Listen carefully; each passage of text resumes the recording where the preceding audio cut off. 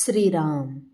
साधक हो, सध्या आपण सोमवार ते शनिवार श्री ब्रह्मचैतन्य गोंदवलेकर महाराज यांच्या परंपरेतील साखरखेर्डा येथील संत परमपूज्य श्री प्रल्हाद महाराज यांचे श्री देवीदास अमृत मोहरील लिखित संक्षिप्त चरित्राचा आस्वाद घेत आहोत. तसेच रविवारी श्री महाराजांच्या काही भक्तांचे अनुभव ऐकणार आहोत.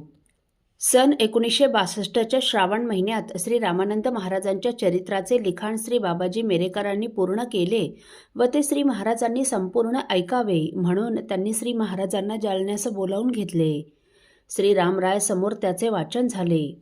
त्यावेळी श्री महाराजांनी हे चरित्र ऐकण्यासाठी सखाजी शास्त्रींचे चिरंजीव श्रीरामपंत शुक्ल यांना जालन्यास बोलावून घेतले होते.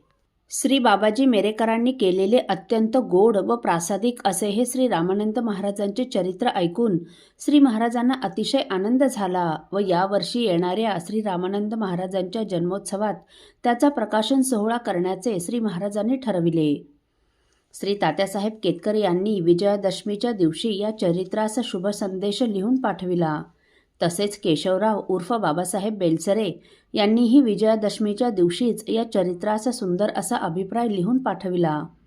श्री यज्ञेश्वर काकांनी या चरित्रास अत्यंत मननीय अशी प्रस्तावना लिहून दिली.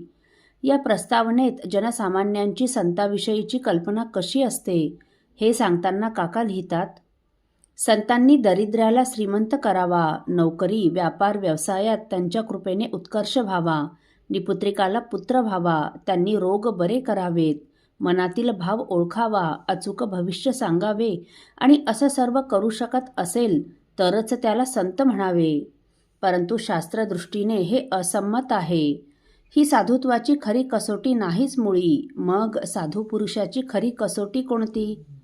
तर तो ब्रह्मचर्य पालन करणारा असावा, परोपकारी, स्वतः दुःख सोसून इतरांना सुखी करणारा, प्रपंचातील सर्व सुखदुःख निर्विकारपणे सहन करणारा, संसारी उदासीन असणारा, तीव्र वैराग्यशील, मनोजय केलेला व अध्यात्मावर ज्याची अत्यंतिक निष्ठा आहे अशांना साधू म्हणावं.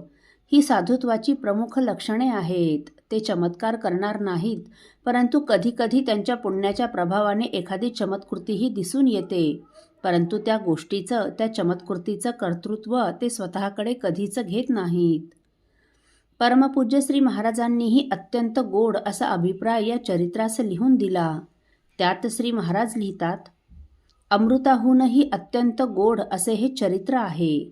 भक्तांना भवसागरातून तरून जाण्यासाठी हे जहाजच आहे जणू. या चरित्राच्या श्रवण पठन मननाने प्रापंचिक प्रपंचाच्या ठिकाणी गुंतलेले लोक निरासक्त होतील, अभाविक असतील ते सद्भक्त होतील आणि मुमुक्षु साधकाला हे चरित्र दीपस्तंभाप्रमाणे मोक्षाचा मार्ग दाखवेल. जे भक्त असतील ते विवेकवान व वैराग्यशील होतील, साधक सिद्धावस्थेला पोहोचतील आणि यावर दृढ श्रद्धा ठेवून याचे पारायण करणाऱ्याला शांतीसुखाचा लाभ होईल. ते परमसमाधान पावतील. गुरुभक्तांसाठी तर हे चरित्र म्हणजे भक्तिरसाचा सागरच आहे. जसा जसा श्रवण पठन करणाऱ्या भक्ताचा भाव असेल तसं तसं याचं फळ त्यांना मिळेल. सन 1963च्या माघवद्य द्वादशीला श्री महाराजांच्या पावन करकमलाद्वारे या चरित्राचा प्रकाशन सोहळा संपन्न झाला. हे चरित्र प्रकाशित झाल्यामुळे श्री रामानंद महाराजांचं चरित्र लोकांना कळलं. श्री महाराजांच्या उपासनेच्या पुस्तकाचेही प्रकाशन याच दिवशी श्री यज्ञेश्वर शास्त्री कस्तुरे यांच्या हस्ते संपन्न झाले. असो, श्री महाराजांनी आपल्या जीवनात अनेक नियम पाळले, परंतु त्यातून त्यांचा मुख्य नियम जर कुठला असेल तर तो म्हणजे अखंड नामानुसंधान, अखंड नाम जप.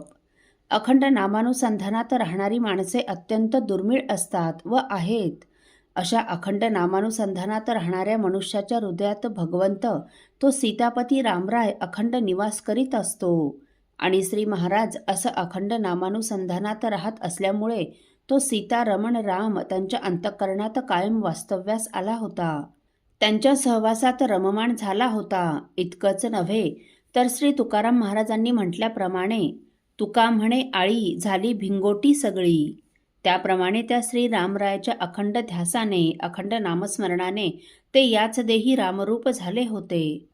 असो, साधक हो, सकाळी ब्राह्म्य मुहूर्तावर उठल्यापासून ते रात्री शेजारतीनंतर मंचकावर पहुडेपर्यंतचा परमपूज्य श्री प्रल्हाद महाराजांचा दिनक्रम कसा होता हे आपण पुढील भागात ऐकणार आहोत. श्रीराम समर्थ.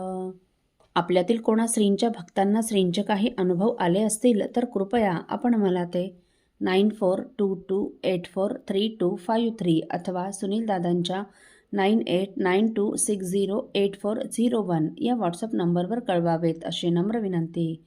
श्रीराम समर्थ.